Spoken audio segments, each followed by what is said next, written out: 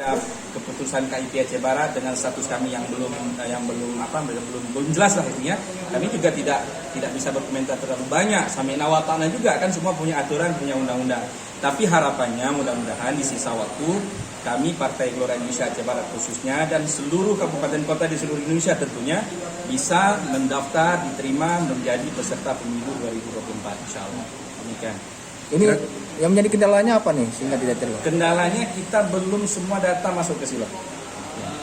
Kan yang handle bukan kita nggak tahu sampai di mana udah berapa persen kita nggak tahu. Itu semua wewenang dari Dewan Pengurus Nasional. Kira-kira kenapa Ustadz tidak dihandle oleh DPD Gelora langsung? Itu kita nggak tahu kan di internal Gelora memang DPN mengambil semua urusan administrasi dihandle oleh pusat.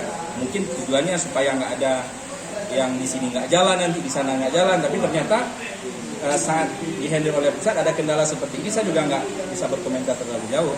Sebenarnya kesiapan caleg kita ada berapa nih?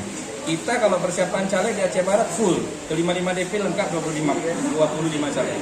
Jika hingga batas waktu yang ditetapkan DPP juga masih tidak ini, apa sikap dari DPP? Yang pertama harapannya doanya mudah-mudahan ini selesai sebelum tenggang waktu selesai, atau kalaupun memang terkendala mudah-mudahan KPU memberi tenggang waktu tambahan lah untuk bisa kami menjadi peserta pemilu, mudah-mudahan.